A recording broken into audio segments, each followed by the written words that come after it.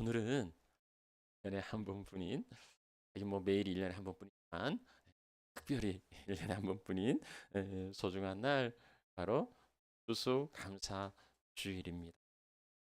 교회는 여러 기념일들이 있어요. 네, 아, 추수사절. 감사가 중요하니까 이런 절기를 정하기도 하고요.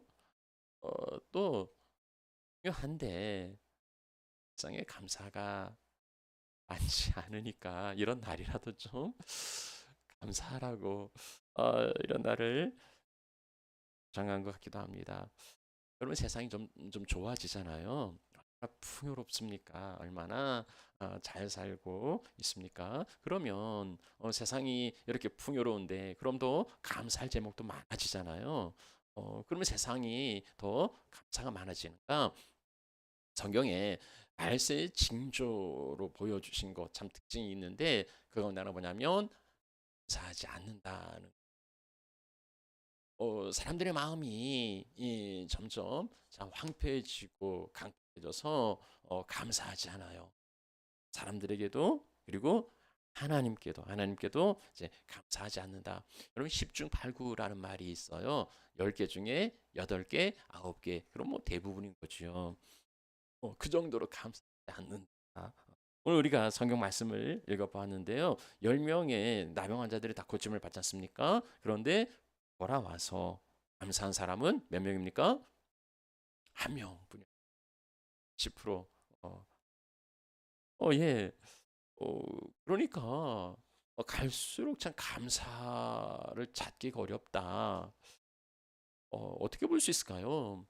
우린 감사하는데, 그런데 상대방, 하나님이든 사람이든 그들이 볼 때는 감사하지 않는 것 같다. 이렇게 볼 수도 있겠고, 아니면 아예 우리가 감사하지 않는, 형식적인 감사에 그치는 것 같은, 이제 그렇게 볼 수도 있겠죠. 그래서 오늘 감사주일에는 특별히 우리 감사에 대하여서 좀 더 생각해보고, 참되고 진정한 그런 이제 감사가 삶에 넘칠 수 있으면 좋습니다.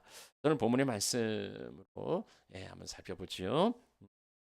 자, 먼저 10명의 나병 환자가 나오고 그 나병 환자를 고치시는 예수님이, 아, 예수님께서 예루살렘에 올라가시면서 갈릴리와 사마리아에 있는 한 성읍에 들어가셨습니다.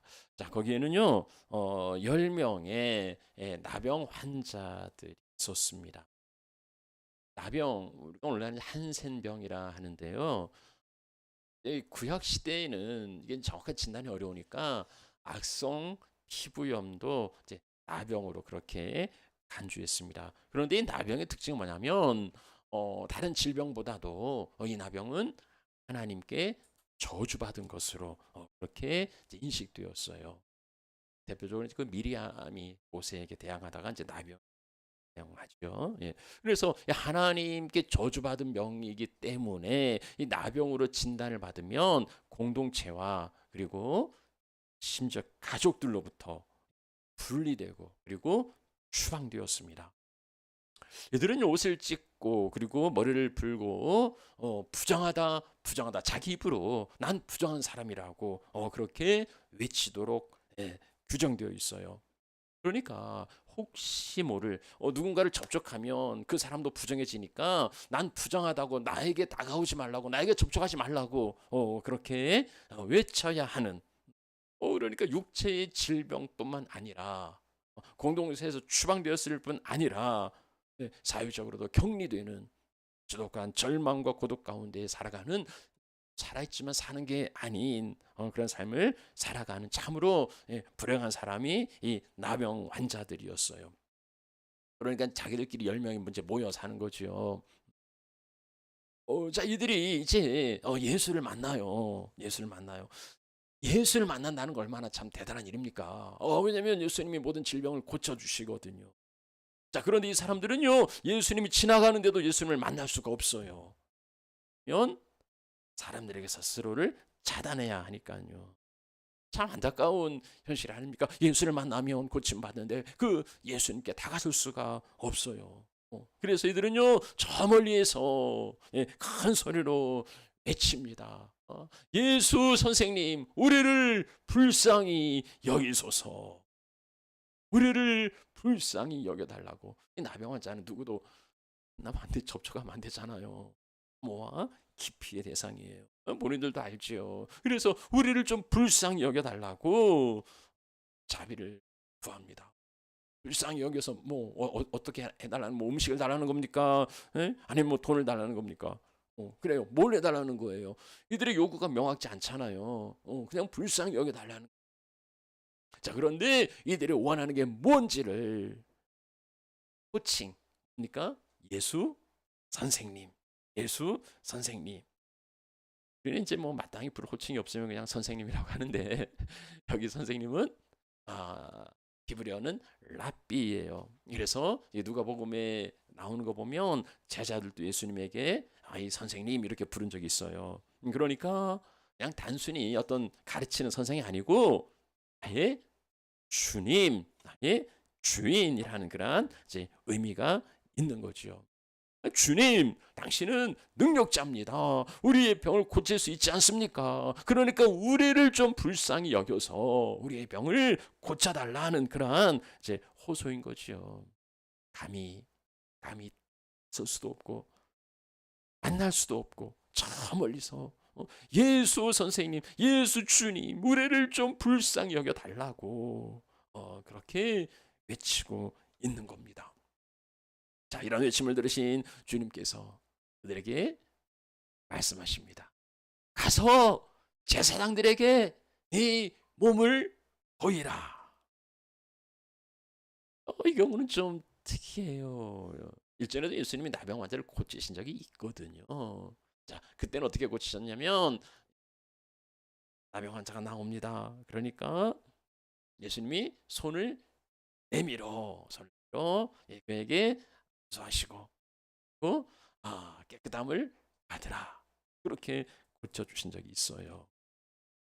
그런데 여기서는요, 나병 환자가 저 멀리에서 이제 소리치니까 예수님도 저 멀리서 그들에게 소리쳐서 말씀하시는 거예요. 그런데 이 병이 나았다, 그런 말씀이 아니고 제사장에 가서 내 몸을 보이라는 거예요. 이게 참 애매하지 않습니까? 분명하게 네 몸이 나았다 하면 그럼 제사장에게 가야 되거든요.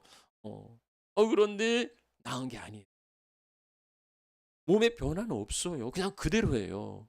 그런데 제사장에게 가라는 겁니다. 이건 좀 애매해요. 그러니까 제사장에게 갔는데 병이 안 났어도 예수님은 할 말이 있는 거죠. 뭐 나았다고 그랬냐? 그냥 가라고 그랬지.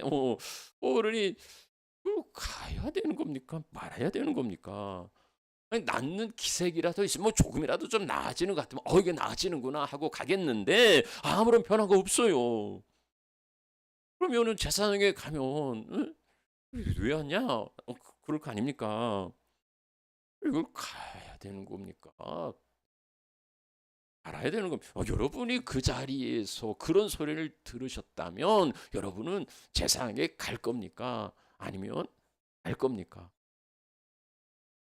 갈 겁니까? 말 겁니까? 갈 거예요. 이게 참 애매하죠. 이들도 가긴 했어요. 이들도 어디론가는 14절 말씀. 예, 가다가 자, 두 갈래 길이 있죠. 제사장에 갈 건가? 아니면 집으로 갈 건가? 뭐 두 갈래 길이 있을 겁니다. 첫 번째 길은 제사장에게 가는 길이 있을 거예요. 제사장에게로. 만약에 이들이 제사장에게로 가다가 고침을 받았다면 정말 이들은 대단한 믿음의 사람들이에요. 나병이 낫지 않고 가는 건 헛수고잖아요. 더군다나 이 제사장이 동네에 있는 게 아니에요. 지금 갈릴리와 사마리아에서 지금 예루살렘으로 가는 길인데 바로 제사장 예루살렘에 있어요. 예루살렘에 가는 길은 그냥 뭐 이웃집에 가는 그런 게 아니란 말이죠. 그렇게 고생해서 갔는데 꽝 아니다. 그러면 이거 얼마나 허무합니까? 그런데 이들은요 마치 나은 것처럼 낫지 않았어요. 그냥 그대로예요. 그런데 나은 것처럼 나을 기미도 징조도 없어요. 그런데 나은 것으로 믿고서 그러고 가는 겁니다. 얼마나 대단한 믿음이에요. 자, 얼마나 위대한 순종입니까? 이런 순종자에게는요. 하나님도 안 고쳐 주시려다가 고쳐 주실 수밖에 없을 것 같아요. 그냥 무작정 믿고 가는데 이거 안 나오면 이 사람만 뭐 아니라 하나님도 창피한 거잖아요. 그러니 이거 안 고쳐 주실 리가 없어요. 근데 참 이런 믿음을 가진다는 게 참 쉽지는 않은 거예요. 그래서 아마 좀 상식적으로는 일반적으로는 이 사람들이 아마 자기 집으로 돌아가지 않았을까. 예? 아니 고쳐달라고 그랬더니 뭐 제사장에게 가라고 그러는데 고쳐준 게 아니잖아요. 고쳐줘야 제사장에게 가는데 그대로니까 뭐 고쳐진 게 아니니까 갈 수가 없어요.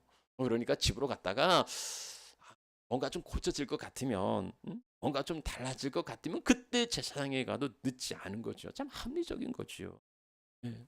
그러니까 이 사람이 뭐 제사장에게로 갈 수도 있겠고 아니면 자기 집으로 돌아갈 수도 있겠는데 그런데 중요한 건요. 그들이 어디로 갔는지가 중요한 게 여기 뭐 나와 있지도 않아요. 그러니까 어디로 갔는지 모르겠는데 그러나 그들이 가다가 고침을 받은 거예요.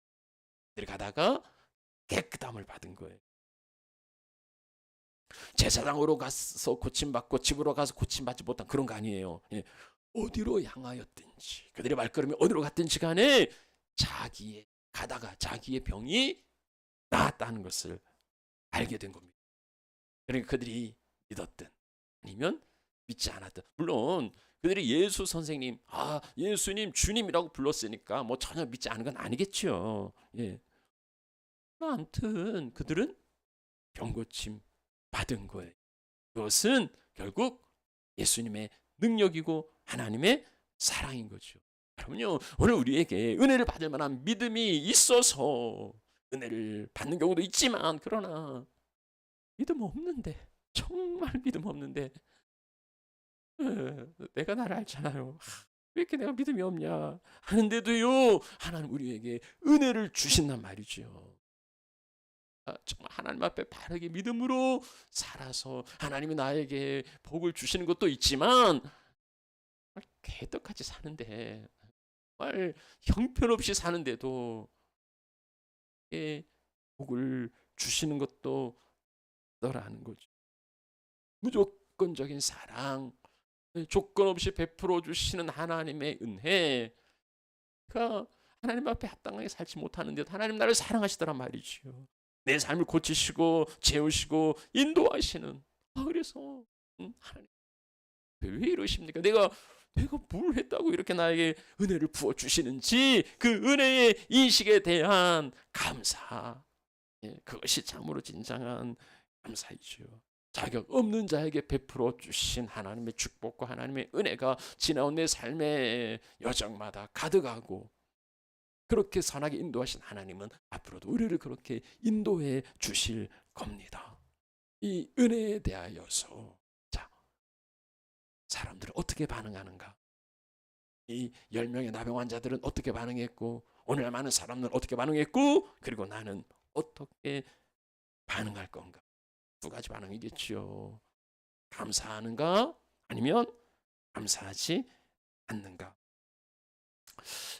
서두에도 말씀드렸지만 감사하는 사람이 많겠습니까? 감사하지 않는 사람이 있습니까? 감사하지 않는 사람이 참 더 많아요. 자, 그럼 몇 명이 감사합니까? 여기서는요. 반절 5명도 아니고 2명도 아니고 한 사람이었습니다. 감사하는 한 사람. 그것도 사마리아 사람이에요. 이게 참 슬픈 일 아니 이건 예수님이 그 비유로 지어낸 이야기가 아니에요. 그건 실제 있었던 그러한 사건입니다. 그중에 단 한 사람만 나와 감사한 거예요. 나병 환자가 고침받은 거 정말 평생의 소원이 이루어진 거 아닙니까? 그것도 기적적인 일이잖아요. 이 나병 환자가 고침을 받는다. 이 못 고치니까 쫓아낸 거잖아요.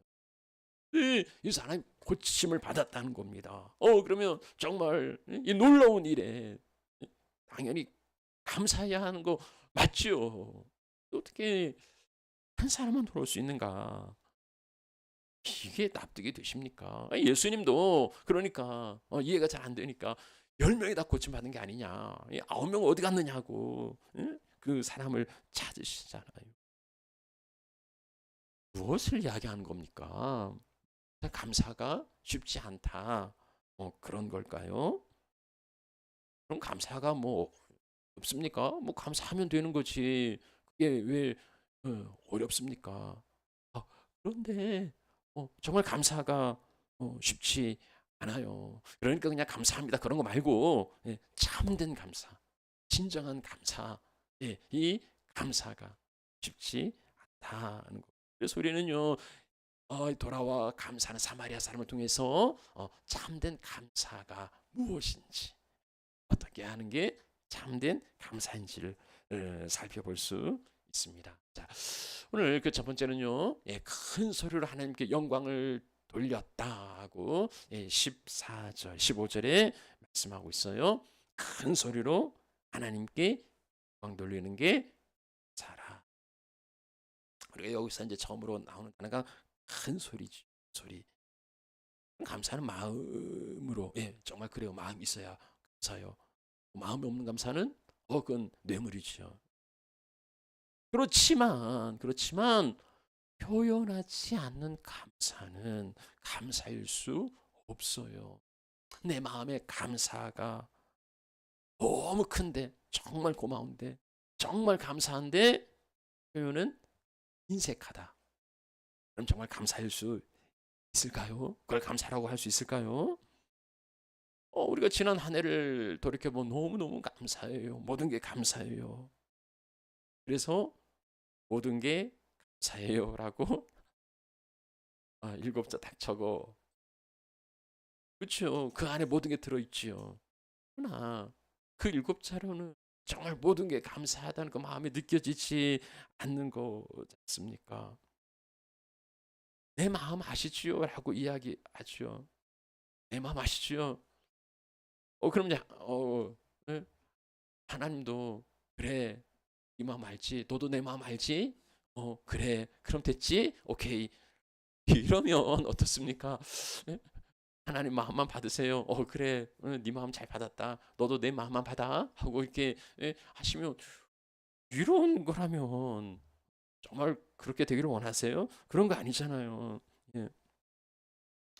나병을 고침받았다면 정말 큰 소리가 나올 수밖에 없지요. 그걸 어떻게 감추겠어요? 그걸 어떻게 숨기겠어요? 부정하다, 부정하다 하고 그렇게 자기 존재를 부정했던 사람인데 사람들을 기피하고 사람들에게 다가오지 말라고 이야기했는데 이제는 아니잖아요. 이제 나 아니라고. 이제 여러분들 나에게 와도 된다고. 나도 여러분에게 가도 된다고.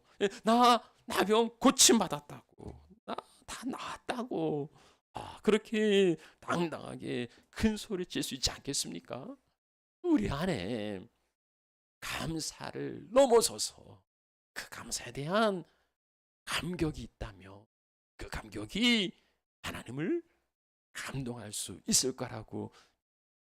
그래서 입에 뿐인 감사가 아니라 정말 그 은혜에 대한 감격이 그것이 하나님께 감동이 되는 감사가 우리 가운데에 전하기를 소망합니다. 자, 감사는요, 큰 소리로 하나님께 영광이에요. 하나님께 영광, 자기 자랑 아니에요. 대부분 감사 제목은 뭐 잘 되는 거, 뭐 형통한 거, 승리한 거, 뭐 성공한 거 그런 거죠. 근데 그런 걸 이렇게 간증하다 보면 자칫 하나님께 영광이라고는 하지만 그런데 자기 자랑이 될 수도 있어요. 이 사람들도 보세요. 야, 내가 참 믿음이 대단해.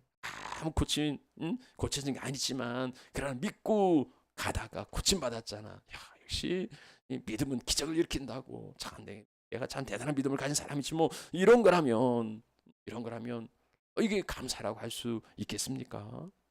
그거 그냥 자기 자랑인 거죠. 아, 정말 대단해. 그리고서는요, 자기 자랑 안에는 뭐가 들어있습니까? 그건 내 거라는 거. 그건 내 거. 그래서 내가 가진 것을 자랑스럽게 생각하는 거죠. 보세요. 성경에 주술을 마친 어리석은 부자가 나와요. 이 사람이 하는 얘기가 열에 쓸 것을 쌓아두었으니까 자 지금부터는 평안하시고 먹고 마시고 즐거워하자 하고 이야기를 합니다. 자 여러분 이 사람이 뭐가 잘못된 겁니까? 아니 그렇게 주술을 해놓고서 하나님께 감사를 하지 않느냐고. 왜 하나님 부르지 않고 하나님께 감사하지 않느냐고. 그걸 책망하는 게 아니잖아요. 주님께서 말씀하시는 게 뭐냐면요, 어리석은 자야라고 말씀하시는 게 왜 감사가 없느냐 그게 아니고, 오늘 밤 네 영혼을 도로 찾으면 내 거니까 내가 도로 찾아가면 네가 예비하는 것이 네 것이 되겠냐고 말씀하시는 겁니다. 주님은요 그의 소유 의식이 잘못되었다고 지적하시는 거예요. 그거 네 거 아니라고, 그거 내 거라고, 시간도 내 거고 그리고 주소한 것도 내 거라고. 그래서 내가 네 영혼 찾아갈 수 있고 내가 그거 가져갈 수 있다고 말씀하십니다. 감사의 기본은요. 감사의 기본은 하나님의 주권이에요. 하나님의 주인 되심이에요. 하나님께서 주셔서 그래서 감사합니다 하는 거예요. 하나님 나에게 맡겨 주셨어요. 그래서 감사합니다.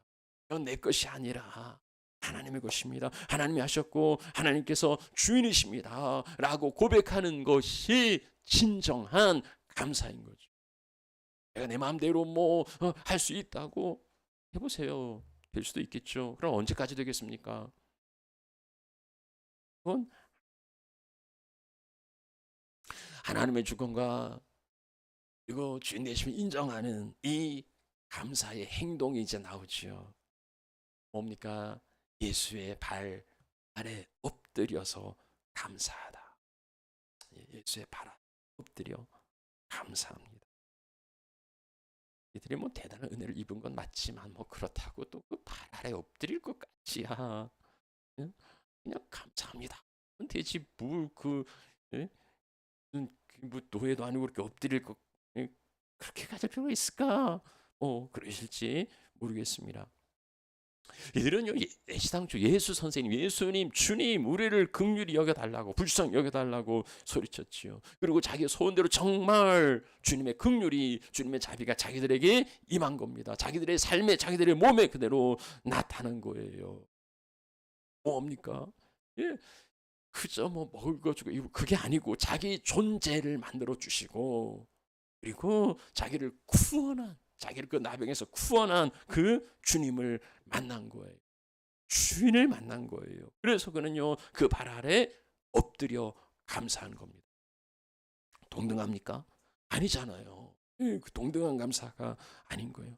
원래 우리는요 우리 감사하죠. 감사를 하지 않는 사람은 아니야. 인간이지만 아무튼 그런 인간은 상대하면 안 돼요. 그러니까 감사는요 때로 자기의 교양과 자기의 품위를 보여주는 수단이 되기도 해요. 괜찮은 사람이야 하는 걸 보여주는 게 감사죠. 그럼 누가 문을 열어주면 하고 들어갑니까? 그게 아니고 우리는 땡큐 이야기해요. 감사해. 뭐 고마웠어도 그렇지만 내가 무례한 사람이 아니라는 거. 우리가 뭔가를 받았으면 작은 감사의 선물이라도 해야 하나? 그런 부담을 느끼는 거죠. 고마워서도 그렇지만 상대가 나를 어떻게 볼지 그 평판도 신경 쓰기 때문에 그래서 어쩔 수 없이라도 마지못해서라도 이렇게 보답하지 않습니까? 그렇게 보면은요 결국은 감사도 자기 중심적일 수 있어요.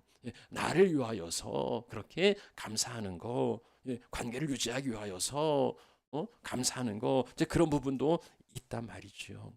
주님 앞에 드리는 감사도 인정받기 위해서 내가 괜찮은 믿음의 사람이라고 그런 칭찬받기 위해서라면 그게 진정한 감사일 수 있겠습니까? 그는요 엎드릴 수 없어요. 누군가의 그 발 아래 나를 쳐서 복종시킬 수 없는 겁니다. 그냥 땡큐 하면 그만이지 뭐 엎드리기까지 하나 그런 거죠. 감사가 우리의 존재를 돋보이게 하는 수단이라면, 감사가 칭찬과 인정받기 위한 도구라면 그런 감사는 참된 감사일 수 없어요. 주님의 발 아래 엎드릴 수 있는 것은 하나님께서 베풀어 주신 그 은혜에 대한 감격과 감사, 나를 구원해 주시고 그리고 나를 여전히 사랑하시는 그 하나님의 사랑에 대한 인식이 있을 때에 엎드릴 수 있는 겁니다. 그러한 감사가 진정한 감사이고 그 감사가 적어서 백세에는 감사하지 않는 사람들이 더 많다는 거죠. 우리 사랑하는 하나님의 가족 여러분, 주님 발 아래 엎드리는 그러한 감사와 감격이 있는 그러한 사절 주일이 되시면 좋습니다. 자, 그렇게 이제 돌아와 감사하는 사람도 있지만 돌아오지 않는 9사람도 있어요. 자, 그들을 살펴보죠. 그들은 왜 돌아오지 않았을까요? 그 사람 어디에 있을까요? 자, 주님은요, 그 감사해야 할 9사람을 찾으시지요. 그 9이 어디 있느냐? 이 돌아와 감사해야 되는데 그 사람들 어디 갔느냐는 거예요. 그들은 유대인이었습니다. 그리고 돌아와 감사하는 사람은 이방인 사마리아 사람이었어요. 하나님의 택함 받은 백성이라면서 잘 믿는다고 말하면서 감사해야 될 그 자리에 보이지 않는 겁니다. 그럼 잘 믿는 겁니까? 유대인이라고 사마리아 저것들 신앙도 순수성도 지키지 못하고 자는 그 이방인 같은 그렇게 무시했던 사마리아 사람은 정작 돌아와서 감사하잖아요. 그런데 그렇게 잘 믿는다고 큰소리 치던 그 9사람 어디 갔냐고요. 마땅히 이스라엘 그 자리에 있지 않고 찾아볼 수가 없어요. 이 사람들 어디 간 겁니까? 이 사람들이라고요. 막 나병에서 고침받았는데 그 기쁨과 감격이 없었겠습니까? 아니 이들 유대인이에요. 그러니까 하나님에 대한 감사가 왜 없었겠어요? 하나님 감사합니다 했겠죠. 근데 이들은 왜 주님 앞에 돌아와 감사하지 않고 어디로 사라질 겁니까? 가장 합리적인 추론은요. 가장 그 상식적인 건 제사장에게로 갔을 겁니다. 제사장에게로 갔을 거예요. 왜냐하면 예수님이 제사장에게 가서 네 몸을 보이라고 말씀하셨으니까. 그리고 가장 급선무는 제사장에 가서 이제 진단을 받는 거예요. 아무리 나병이 나왔어도 제사장의 진단이 없으면 사회로 복귀할 수가 없어요. 그러니까 제사장에게로 갔을 거라. 그렇게 이제 생각해 볼 수가 있는 거죠. 우리는 여기에서요. 왜 이 사람들이 감사하지 못했을까? 그 몇 가지 이유를 찾아볼 수가 있겠는데 첫 번째는 우선순위에서 밀린 거예요. 우선순위. 이들은요, 이 9명의 우선순위는 뭐냐면 제사장에게로 가는 게 급한 일이에요. 그게 먼저 할 일이에요. 우리는 늘 선택의 기로에서 우선순위에 따라서 결정하고 행동합니다. 자, 이 9사람 같은 경우는 그러겠지요. 먼저 자기를 고쳐주신 예수님께 나가서 감사하고 그 후에 제사장으로 갈 건가? 이건 사마리아 사람의 선택이죠. 아니면 먼저 제사장에게 가서 진단을 받고 그 후에 예수님께 가서 감사할 것인가? 이 선택의 기로예요. 무엇부터 할 건가? 제사장에게 먼저 갈 건가? 예수님께 먼저 갈 건가? 자, 제사장에게로 먼저 가겠다는 건 뭡니까? 먼저 제사장으로 가서 진단을 받아야 족쇄가 풀리거든요. 그러니까 그것은 나의 필요예요. 나에게 지금 필요한 거, 그건 제사장에 가서 족쇄를 풀어내는 거예요. 예수님한테 먼저 가는 건 내 필요가 아니라 그건 당연한 예수님께 감사하는 거죠. 자, 그런데 보세요. 무엇을 먼저 하느냐에 따라서 달라집니다. 그 다음에 없을 수도 있어요. 먼저 제사장에 가서 진단을 받고 그 다음 예수님한테 가서 감사하려고 그랬는데 예수님 만날 수가 없을 수도 있어요. 예수님 어떻게 만나요? 가버리면 못 만나잖아요. 심지어 예수님이 십자가에 죽으실 수도 있어요. 지금 예루살렘에 죽으러 올라가시거든요. 예, 못 만날 수 있어요. 내가 이것 먼저 하면 다른 걸 할 수 있다고 생각하지만 그럴 수 없을 수도 없게 될 수도 있는 겁니다. 그리고요, 무엇보다도 감사는, 내 감동은 시간이 지나면 사라져요. 감사의 마음도 정말 감사하다 이런 마음도 시간이 지나면 희미해지고 사라집니다. 그래서 감사는 타이밍이에요. 지금 하는 거예요. 지금 먼저 하는 거. 그 기회를 놓치지 않는 겁니다. 나중에 하겠다? 그것은 핑계와 변명이 될 수 있어요. 그런데 제사장 만나는 건요, 나중이라도 할 수 있는 거예요. 제사장 어디 안 가요. 그리고 반드시 제사장 만나야만 해요. 그래야 나병에서 풀리고 자유로울 수 있으니까. 그러니까 예수님을 만나는 것은, 감사하는 것은 지금 해야 되지만 제사장 만나는 건 나중에 할 수도 있어요. 그런데 이게 뒤바뀌었단 말입니다. 왜요? 내 필요를 먼저 보았으니까. 지금 내 필요는 감사보다 제사장 먼저 만나는 게 더 급한 거니까. 아니, 나중에 제사장 만난다고 해서 나병이 다시 생기는 거 아니잖아요. 그런 거 아니잖아요. 만사제치고 제사를 꼭 만나야 되는 그런 거 없단 말입니다. 오직 나의 니드, 나의 필요, 나의 욕구를 먼저 생각하면 만사제치고 제사장이 먼저 가는 거예요. 감사보다 나의 필요를 크게 보고 먼저 보면 참된 감사가 아니라 형식적인 감사에 그칠 수밖에 없는 거죠. 그래서요, 무엇보다 감사가 우선이고 감사가 당연한 거예요. 나의 필요는, 나의 니드는 그건 내가 채우는 게 아니라 나의 쓸 것은 하나님이 채우신다. 그래서 나는 감사한다. 그게 믿음의 고백인 거죠.